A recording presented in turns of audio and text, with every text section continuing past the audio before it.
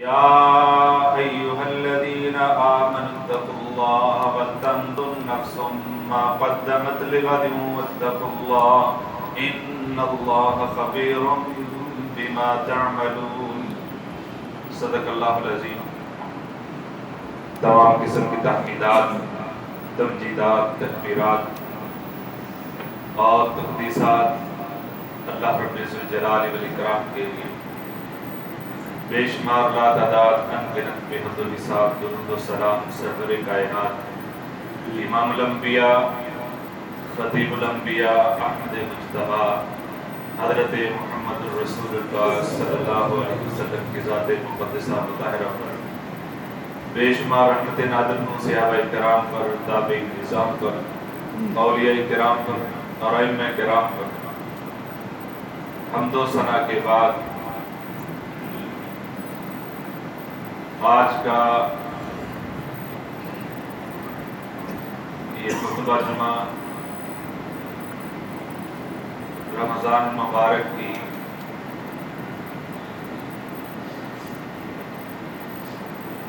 سعادت بھری گھڑیوں کا آخری جمعہ ہے۔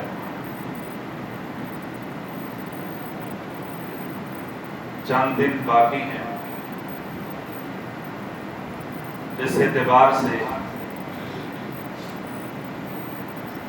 یہ 25 دن گزارنے کے بعد ہم اپنے آپ کا محاسبہ کریں، ایک جائزہ لیں، اپنی کارکردگی پہ نظر دوڑائیں، ہمارے نمبر کتنے ہیں۔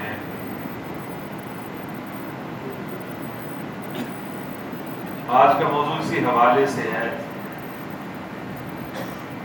چاند، رمضان اور انسان، یہ آپس میں کیا تعلق رکھتے ہیں۔ سب سے پہلی بات تو یہ کہ جب رحمت کائنات صلی اللہ علیہ وسلم نے نبوت کا اعلان کیا، وہ معاشرہ اور اس معاشرے کی گندگیاں، گناہ اور بے رحمیاں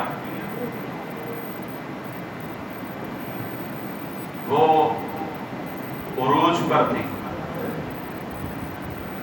اور پھر رحمت کائنات صلی اللہ علیہ وسلم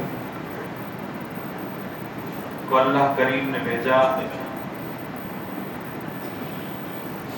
اور جہاں بہت سارے انعامات ہیں، ان انعامات میں ایک قرآن مجید بھی ہے،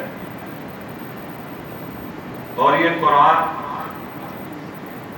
رمضان کی سعادت بھری گھڑیوں میں ملا ہے۔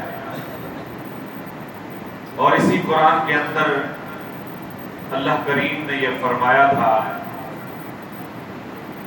کہ لوگوں تم پر روزے فرض کر دیے گئے ہیں، پہلے لوگوں پر بھی فرض تھے، اس لیے کیے ہیں تاکہ تم متقی بن جاؤ، پرہیزگار بن جاؤ۔ اب رمضان کے اندر جو تحفہ ملا ہے، اس تحفے نے اس پورے معاشرے کی گندگی کو ختم کر دیا۔ وہ قرآن مجید تھا۔ قرآن مجید کی تعلیمات نے جو ڈاکو تھے، رہزن تھے، ان کو عزتوں، عصمتوں کا محافظ بنا دیا۔ قرآن مجید کی تعلیمات نے جو مشرک تھے، ان کو ایک خدا کی عبادت کرنے کا اور موحد بنانے کا جو سارا نظام یہ قرآن مجید کا تھا۔ گویا انہوں نے قرآن مجید کو پڑھا، قرآن مجید کے اندر وہ ساری چیزیں ہیں جو انسان کو متقی تک پہنچا دیتی ہیں، اور اسی کے مطابق یہ رمضان ہے۔ رمضان کی سعادت بڑی یہ گھڑیاں ہیں جو انتہائی قیمتی ہیں۔ وقت نہیں ہے کہ میں اس کی تفصیل میں جاؤں، تو گویا اللہ نے جو بندوبست کیا ہے متقی بنانے کا وہ رمضان میں کیا ہے اور قرآن کے ساتھ کیا ہے۔ اس میں ہم نے دیکھنا ہے ہم نے حاصل کیا کیا ہے، اس سے کیا ملتا ہے، اور ہم نے کیا یہ چیزیں حاصل کر لی۔ چند چیزیں میں اپنی علم کی جتنی میرے اندر استعداد اس کے مطابق آپ کے سامنے رکھنا چاہتا ہوں۔ اس کرائیٹیریا کے مطابق اپنے آپ کا جائزہ لینا ہے، کیا یہ چیزیں مل چکی ہیں، نہیں ملی تو پھر ہم کہاں کھڑے ہیں۔ سب سے پہلی بات تو یہ تقوی کی ہے کہ اس کے ساتھ انسان اللہ سے ڈرنے والا بن جاتا ہے کہ روزے کا صرف انسان کو پتا ہے، اس کا اجر اللہ نے اسی لیے دینا ہے۔ یا رمضان کا ذکر جہاں پہ روزوں کا ذکر ہے نا، اس کے بعد ہی اللہ نے یہ ذکر کیا کہ میں اشارہ سے بھی کریے۔ رمضان روزوں کا ذکر کرنے کے بعد، تکبیرات کا ذکر کرنے کے بعد اللہ نے فوراً جو ذکر کیا جیت دعوت الداعی اذا دعان، وہاں پہ اللہ نے فرمایا میں شرک سے بھی قریب ہوں، یعنی یہ روزوں کا تعلق صرف میرے ساتھ ہے، میں اس کا اجر دوں گا۔ تو انسان کو خود پتا ہوتا ہے یہ چھپ کر کچھ بھی کر سکتا ہے، یہ بند کوٹریوں کے اندر کھا پی سکتا ہے، پی بھی سکتا ہے، کوئی اس کو دیکھتا نہیں اللہ کے علاوہ۔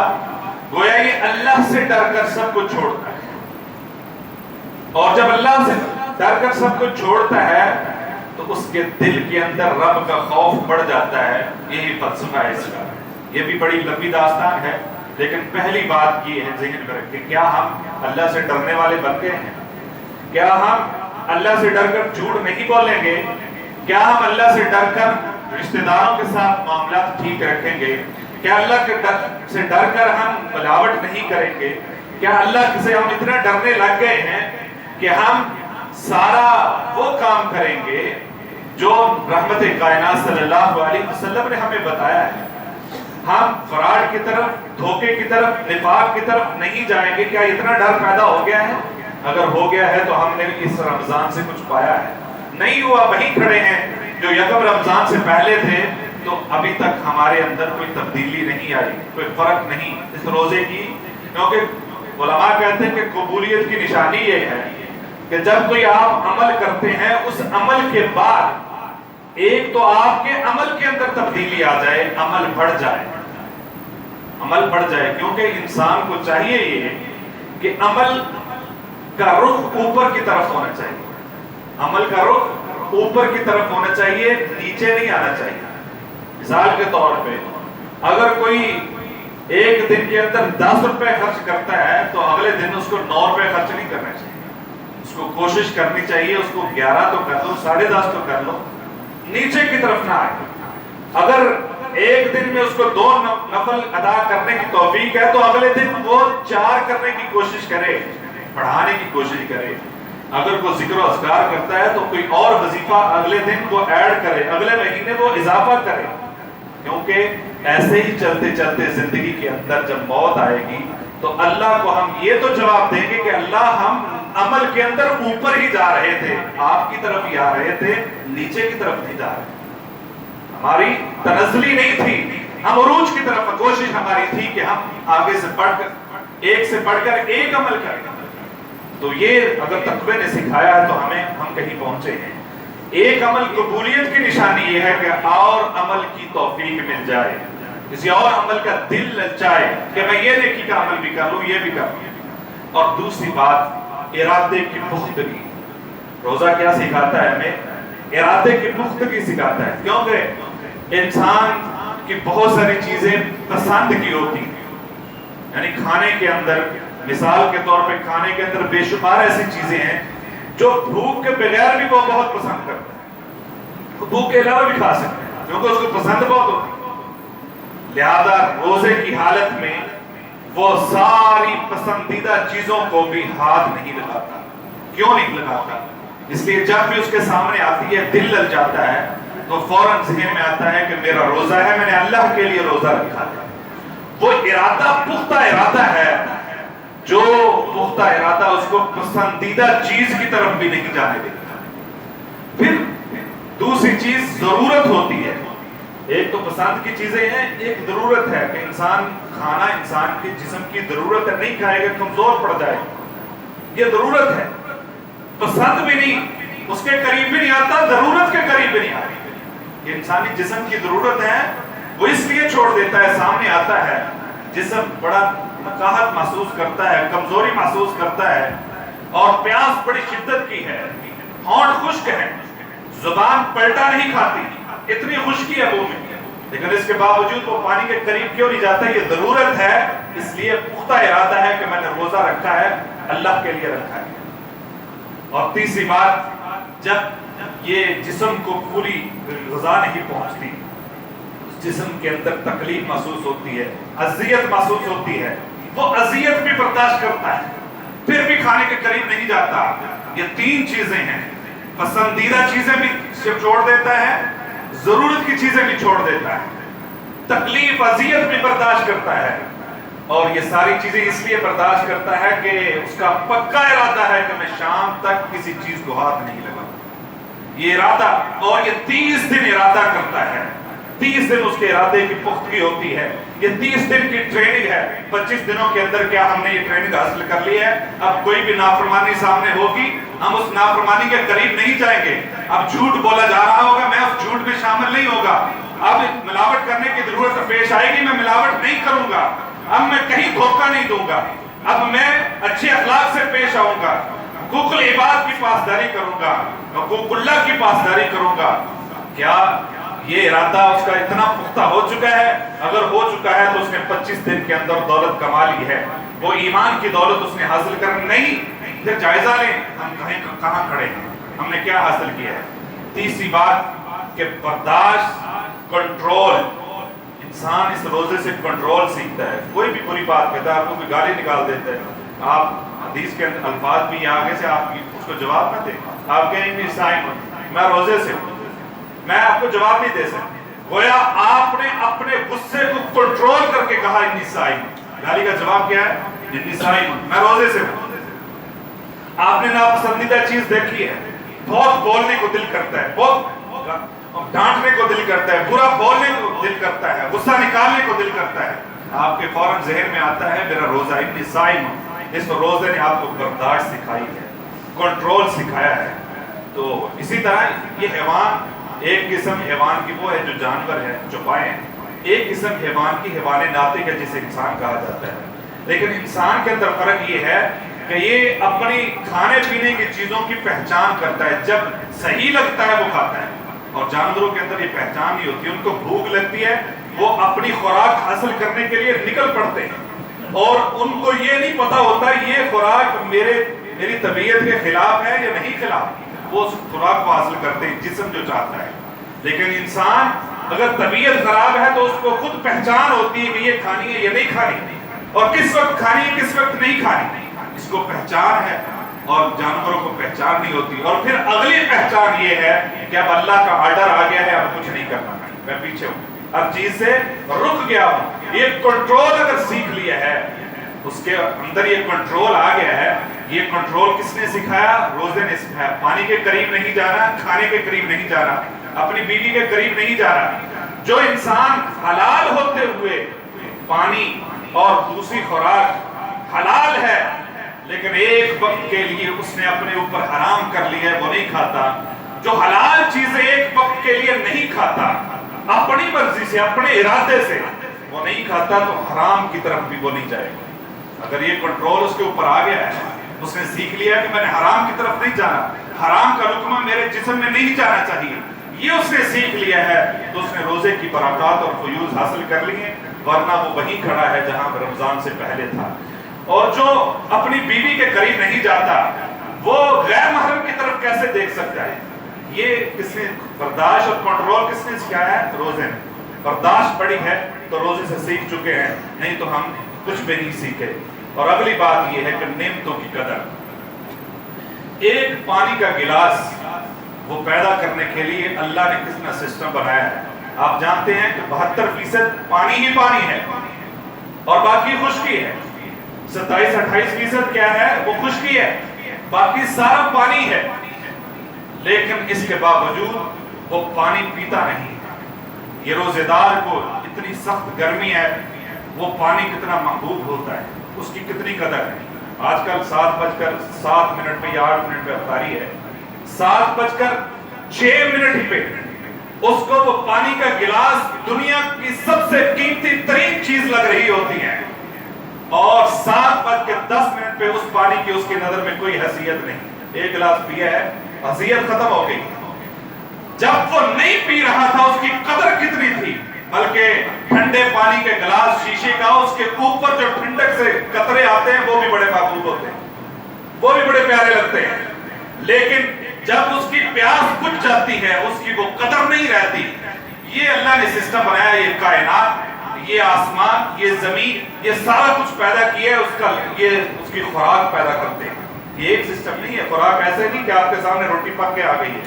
یہ دیکھیں، یہ چاند بھی خوراک پیدا کرنے میں حصہ ہے، یہ سورج بھی خوراک پیدا کرنے میں حصہ ہے. کتنا بڑا سورج ہے، یہ آسمان، یہ زمین، یہ سارا کچھ آپ کی خوراک پیدا کرنے کے لیے اپنا اپنا وہ فرض ادا کر رہے ہیں، ڈیوٹی ادا کر رہے ہیں. پھر جا کے آپ کی خوراک کا بندوبست ہوتا ہے. کبھی قدر کی ہے اس کی؟ یہ نعمتوں کی قدر روزہ سکھاتا ہے. ایک ایک لقمے کی قدر، ایک ایک پانی کے قطرے کی جو نعمتیں، اتنی زبردست نعمتیں ہیں، اس کی قدر روزہ سکھاتا ہے. کیا ہم نے سیکھی ہیں؟ جن کے پاس بہت سارے ایسے لوگ فطرتی نعمتیں انسان کے پاس ہوتی ہیں، انسانی جسم کی بہت ساری فطرتی چیزیں ہیں. جس طرح نبی صلی اللہ علیہ وسلم نے فرمایا، جس کو اللہ نے بصارت سے محروم کر دیا، اگر وہ صبر کرتا ہے اس کا بدلہ جنت ہے. گویا صبر کا جس نے روزہ رکھ لیا ہے، وہ برداشت کرتا ہے کہ اللہ نے مجھے آنکھوں سے محروم کر دیا ہے، یہ اللہ کی رضا ہے، اس پر راضی رہتا ہے، اللہ اس کو جنت عطا فرماتا ہے. کسی کے پاس دنیا میں کوئی نعمت نہیں ہے، وہ اس پہ صبر کرتا ہے، اللہ اس صبر کے بدلے بھی اس کو جنت عطا فرماتا ہے. یہ روزہ یہ بھی سکھاتا ہے کہ ہمارے پاس اگر کوئی نعمت نہیں ہے، اس دوسروں کی طرف دیکھ کر دل نہ چھوٹا کریں. دل للچانا نہیں چاہیے کہ اس کے پاس ہے، میرے پاس کیوں نہیں. آپ بھی صبر کا روزہ رکھیں، آپ بھی بندگی کا روزہ رکھیں، آپ بھی اللہ کی رضا کا روزہ رکھیں کہ یہ نعمت نہیں ہے تو میں اللہ کی رضا کے لیے یہ بھی برداشت کرتا ہوں. اور اسی طرح روزہ یہ سکھاتا ہے کہ جو کمزور ہیں، جو غریب ہیں، جو ناتواں ہیں، جن کے پاس خوراک پوری نہیں ہوتی، جن کے پاس پینے کے لیے اچھا صاف پانی نہیں ہوتا، جن کے پاس خوراک، بچوں کی خوراک پوری نہیں ہوتی، جب خود انسان بھوکا رہتا ہے ان کمزوروں کا احساس بھی پیدا ہوتا ہے. ان کی بھوک کا اندازہ ہوتا ہے کہ وہ دن کیسے گزارتے ہیں، ان کی راتیں کیسے کٹتی ہیں، وہ کیسے بھوکے سوتے ہیں. جب انسان خود بھوکا رہتا ہے ان کا احساس دل میں پیدا ہوتا ہے. اگر یہ احساس پیدا ہو گیا ہے تو ہم نے روزے سے کچھ سیکھا ہے. اگر احساس نہیں پیدا ہوا تو پھر ہمیں اپنے بارے میں تھوڑا سا جائزہ لینا چاہیے. اور اسی طرح قوت بڑھتی ہے، بھائی چارہ بڑھتا ہے. ہر بندے کی کوشش ہوتی ہے بھائی وہ بھائی بھی میرے ساتھ روزہ افطار کر لے، وہ بھی میرے پاس سحری کر لے. ہر بندے کی کوشش ہوتی میرے پاس 2 کھجوریں ایک دوسرے کو دے دوں. یہ قوت بڑھتی ہے، بھائی چارہ بڑھتا ہے. یہ صدقہ فطر، یہ صدقات و خیرات رمضان کے اندر زیادہ اس لیے ہوتے ہیں، لوگ قریب آتے ہیں اور ان لوگوں کو بھی اپنے قریب لانے کی کوشش کی جاتی ہے جو کمزور ہو طبقہ ہے، ناتواں طبقہ ہے. یہ قوت، بھائی چارہ، یہ اگر ہمارے دلوں کے اندر بڑھ گیا ہے تو ہم نے رمضان سے کچھ سیکھا ہے. عبادت پہلے سے زیادہ ہوتی ہے، عبادت پہلے سے بڑھ کر ہوتی ہے. اگر یہ عبادت کا جذبہ ہمارے اندر یہ ہے کہ رمضان کے بعد بھی ہم ایسے رکھیں گے، یہ چاند شوال کا چاند نظر آنے تک نہیں ہے بلکہ پورا سال میں ایسا کرنے کی کوشش کروں گا، تو پھر اس نے کچھ سیکھ لیا ہے. یہ چند باتیں جو میں نے عرض کرنی تھی، اس کی بہت لمبی تفصیل بھی ہو سکتی ہے، لیکن جو میرا موضوع میں اس کی طرف اس پوائنٹ کو لے کر آنا چاہتا ہوں وہ یہ ہے کہ چاند، رمضان اور انسان. آپ تھوڑا سا غور کریں. اب یہ سارا کچھ تو سیکھ لیا، چاند کی طرف غور کریں. یکم رمضان کو پہلی رات جب چاند نظر آتا ہے وہ چھوٹا سا ہوتا ہے، وہ چھوٹا سا ہوتا ہے، اور اس کا پھر پہلا عشرہ پورا دیکھیں، وہ چھوٹے سے بڑا ہوتا رہتا ہے، ہوتا رہتا ہے. پہلا عشرہ اس کا آتا ہے. اور انسان کی بھی یہی مثال ہے، وہ چھوٹا سا ہوتا ہے، پھر وہ بڑا ہوتا ہے، پھر وہ بڑھتا رہتا ہے. وہ بچپنے کی زندگی ہے، اس پہ عروج نہیں آتا ہے. اسی طرح چاند کا یہ رمضان کا پہلا عشرہ، اور اسی طرح چاند کا پہلا عشرہ، پہلے عشرے کے اندر پہلے 10 دنوں کے اندر چاند پر اندھیرا غالب رہتا ہے. چاند پر غور کیجئے گا بات میں، تھوڑا سا دل سے، میں دماغ کانوں تک یہ بات نہیں پہنچانا چاہتا، میں دلوں تک یہ بات پہنچانا چاہتا ہوں. دل کھولیے، دل کے کان کھولیے اور غور سے سنیے کہ یہ پہلا عشرہ، یہ پہلا عشرہ چاند پر اندھیرا غالب رہتا ہے. اسی طرح انسان پر وہ بچپنا ہوتا ہے، اس کو شعور نہیں ہوتا. اور دوسرا عشرہ اس کی جوبن کا آتا ہے، اس کی جوانی کا آتا ہے، اور وہ سمجھتا ہے میرے لیے اس طرح کچھ چھوٹا ہے. وہ کوئی حیثیت نہیں دیتا کسی کو، وہ جوبن پہ ہوتا ہے. دوسرے عشرے کے اندر چاند کی روشنی اندھیرے پہ غالب آ جاتی ہے. چاند کی روشنی اندھیرے پہ غالب آتی ہے اور وہ سارے اندھیروں کو نیچے کر دیتا ہے اور روشنی اس کی بڑھ جاتی ہے. پھر اس کا آخری عشرہ آتا ہے. اسی طرح انسان کا آخری عمر آتی ہے. انسان ایک جوانی کی عمر ہے، پھر عمر ڈھلنے لگتی ہے. آخری عشرے کے اندر چاند چھوٹا ہونے لگتا ہے، عمر ڈھلنے لگتی ہے اس کی، اور اس کی روشنی ماند پڑنے لگ جاتی ہے، اس کی روشنی ختم ہونا شروع ہو جاتی ہے. اور پھر 28 تاریخ کو یہی ہوتا ہے، پتہ نہیں، یہ سب کی نظریں لگ جاتی ہے، پتہ نہیں 30 کا ہوگا 29 کا ہوگا. 50 کے بعد پھر خطرہ ہی رہتا ہے. خطرہ تو ہر لمحے ہے، لیکن پھر یقینی طور پہ پڑتا ہے. جب عمر ڈھلتی ہے پھر یقینی طور پہ خطرہ رہتا ہے، اب 29 کی ہونی عید کے 30 کی ہوگی، اب 29 کی ہے یا 30 کی ہے. انسان کا بھی یہی خطرہ ہے، پتہ نہیں اگلا سال آنا ہے کہ نہیں، اگلا لمحہ آنا ہے کہ نہیں آنا ہے، پتہ نہیں کیا ہو جائے کس میں. یہ آخری عمر ہے، اور آخری عمر میں جیسا بھی انسان ہو، جیسی جوانی گزاری ہو، آخری عمر کے اندر اس کی عبادت قدریں بڑھ جاتی ہے. رمضان کا آخری عشرہ عبادت پہلے سے بڑھ جاتی ہے. عبادت آخری عشرے میں زیادہ ہے، اس میں لیلۃ القدر ہے، اس میں اعتکاف ہے، اس میں صدقہ خیرات ہے، اس میں صدقۃ الفطر ہے. یہ عبادتیں بڑھ جاتی ہیں. انسان کی آخری عمر میں بھی توجہ اللہ کی طرف بڑھ جاتی ہے. انسان غور کرے تو یہی ہے. چاند نظر آ جاتا ہے، چاند نظر آنے کے بعد پھر ایک دوسرے کے گلے ملتے ہیں، کوشش ہوتی ہے ہر سب کو مبارک دیتے ہیں. دوسری طرف منظر کچھ اور ہے، فرشتے آ جاتے ہیں، جان نکال لیتے ہیں. چاند نظر آنے کے بعد عید کی نماز کا اتنا ہی وقت ہے جتنا کہ موت کے بعد جنازے کا وقت ہوتا ہے. اور اس وقت بھی لوگ ایک دوسرے کو ملتے ہیں، حوصلہ دیتے ہیں، اس کو تسلی دیتے ہیں. اللہ کی رضا، یہاں ایک دوسرے کو مبارکباد، اللہ قبول فرمائے، اللہ آپ کے روزے قبول. منظر وہی ہے، ادھر بھی نماز ادا ہو جاتی ہے، ادھر بھی نماز ادا ہو جاتی ہے. یہ روزہ، یہ رمضان، یہ چاند ہمیں سکھا کے یہ گیا ہے کہ یہ زندگی اتنی ہی ہے. جس طرح روز ہم یہ ایک روزہ رکھ کے انتظار کرتے ہیں رات کا، اسی طرح سال کی ابتدا کرتے ہیں اور وہ سال ختم ہو جاتا ہے. اگلا روزہ رکھتے ہیں، وہ اسی طرح لگتا ہے، کہتے ہیں بڑا لمبا روزہ ہے. اگلے سال زندگی کے اگلے سال کا آغاز کرتے ہیں، وہ بھی ختم ہو جاتا ہے. اسی طرح ہمیں وہ زندگی، وہ موت کا چاند نظر آ جاتا ہے، اسی طرح یہ تمام ہو جاتا ہے. یہ ایک روزہ صبح سے رکھ کے شام تک انسان سوچے تو صحیح، اس کو دیکھے تو صحیح، وہ صبح سے لے کر شام تک کتنی چیزوں سے رک جاتا ہے. یہ نہیں کرنا میرا روزہ ہے، یہ بھی نہیں کرنا میرا روزہ ہے، یہ بھی نہیں کرنا میرا روزہ ہے. یہ کرنا ہے کیونکہ روزے کے اندر کرنا چاہیے، یہ کرنا ہے، یہ تلاوت کرنی ہے، روزے کے اندر کرنی چاہیے، نوافل کا اہتمام کرنا ہے کیونکہ روزے کے اندر کرنی چاہیے. زندگی بھی ایسے ہی گزارے، کنٹرولڈ زندگی گزار لیں، اپنے اوپر ضبط کر کے گزار لیں. جس طرح افطاری کے بعد نعمتیں ہی نعمتیں ہوتی ہیں، بندے کو پتہ نہیں چلتا کھاؤں کیا چھوڑوں کیا. موت آئے گی، آپ کے سامنے بھی نعمتیں اتنی ہوگی، آپ کو پتہ نہیں چلے گا کہ کون سی نعمت کو استعمال کریں تو جنت میں آپ کے لیے تیار ہے. لیکن ایسا ہمیں انداز اپنانا ہوگا، ایسا ہمیں کرنا پڑے گا. یہ زندگی ایک روزے کی طرح گزار لیں، پھر یہ اگلی زندگی جو حیات جاویدان ہے، ہمیشہ کی جو زندگی ہے، وہ زندگی ہمیں نعمتوں سے بھری پڑی نظر آئے گی. وہ بھی نعمت جس طرح افطاری کے وقت پڑی ہوتی ہے، یہ نعمتیں ہی پڑی ہوں گی. یہ چند دن باقی ہے. جب گھوڑا ریس لگاتا ہے نا، تو آخری جب اس کو منزل قریب آ جاتی ہے، ہدف اس کو قریب نظر آ جاتا ہے، اس کی اگرچہ بہت بھاگ رہا ہوتا ہے، لیکن ہدف نظر آنے کے بعد اس کی سپیڈ اور زیادہ تیز ہو جاتی ہے. اگر کمی کوتاہی رہ گئی ہے، اگر پہلے ہم اتنا نہیں کر سکے، یہ 4-5 دن ہیں، اس کے اندر ہم اپنی سپیڈ تیز کر لیں، پہلے سے بڑھ کر سپیڈ تیز کریں. کیونکہ نبی صلی اللہ علیہ وسلم نے فیل ہونے کا بھی گیس دے دیا تھا. یہ پیپر ایسا ہے، رمضان کا گیس دیا ہے، فیل ہونے کا بھی گیس دیا ہے، پاس ہونے کا بھی دیا ہے.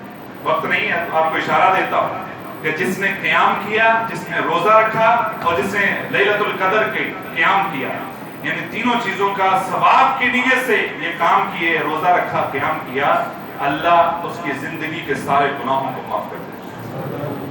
اور نبی صلی اللہ علیہ وسلم نے دوسرا بھی فرمایا کہ پھر یہ پاس ہونے کا ایک گیس دیا، کر لو ایسا، پاس ہو جاؤ گے، بلکہ اچھے نمبروں میں آپ فرسٹ آ جاؤ گے، سارے گناہ معاف ہو جائیں گے. اور فیل ہونے کا کیا بتایا تھا؟ منبر پہ چڑھے بتایا جس نے رمضان پا لیا اور پا کر اپنے گناہوں کو معاف نہ کر لیا، رحمت کائنات اس کے لیے بد دعا کر رہے ہیں کہ اللہ تو اس پر لعنت، جبریل کی بھی لعنت، اللہ کی بھی لعنت، فرشتوں کی بھی لعنت، رحمت کائنات کی بھی لعنت۔ وہ فیل ہو گیا ہے۔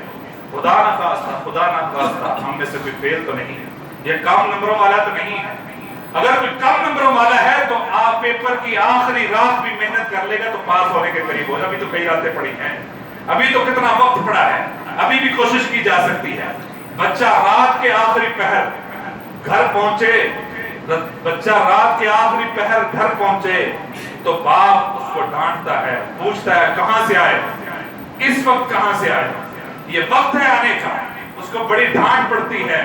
لیکن رب کا دروازہ ایسا ہے، رات کے آخری پہر اس سے کھٹکھٹاؤ تو صحیح، اسے دستک دو تو صحیح، وہ پوچھے گا نہیں کہاں رہے ہو، آ گئے ہو تو یہی کافی ہے، پچھلے سارے گناہوں کو معاف کر دے۔ اب بھی وقت ہے، مڑ آئے، اب بھی وقت ہے، اس رمضان کو قیمتی بنا لیں۔ باقی